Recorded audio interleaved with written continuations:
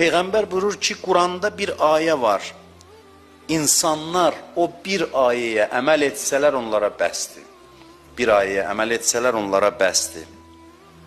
İnni lə'ələmu ayətən minəl kitab ləv əxəzə bihən nas ləkəfəthum. Buyurur ki, Quranda bir ayə var. Ona əməl etsələr onlara kifayətdir, bəs eləyir. O hansı ayədir? Talaq surəsinin 2-ci ayəsidir. Mən sizə bunu keçmişdə demişəm, bir də mümkünsə bunu yadınızda saxlayın. Bunun özüm xeyrini görmüşəm, böyük insanlar da bunun xeyrini görüb. Ariflərdən biridir ki, nəyi qazanmışamsa bu əmələ görə qazanmışam. Bunu bacarsaz əgər, kim bacarırsa eləsin bunu. Namazı bitirəndən sonra, gündəlik namazların hamısını, hər birinə aiddir. Bitirəndən sonra 3 dəfə İxlas surəsi deyin, Qul Huvallah surəsini, 3 dəfə deyin, 3 dəfə salavat deyin və Talaq surəsinin bu 2-ci ayəsini oxuyun. 3 dənə İxlas, 3 salavat, sonra bu ayə.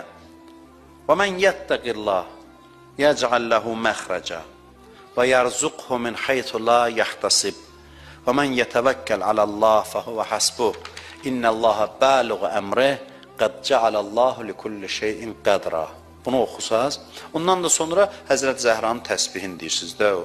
Namazdan sonra müstəhəbdir. 34 Allah-u Ekber, 33 Elhamdülillah, 33 Sübhanallah. Deyəcəksiniz, yenə də yüklədilər bizi. Yəni, amma bir şey deyil də, bu hamısı bir yerdə nə qədər çəkir? 2 dəqiqə çəkir, 2 dəqiqə çəkmir bəlkə də. Təsbihatla bir yerdə 2 dəqiqə çəksə, 3 dəqiqə çəksə, böyük şeydir yəni. 2-3 dəqiqədir, amma çox fəziləti var. Çox fəziləti var. Dillə deyilməyəcək qədər. Sözüm bunda deyil. Həzrət Peyğəmbər buyurur ki, Quranın bu ayəsinə əməl eləsələr, bəsdir. Ayənin mənası.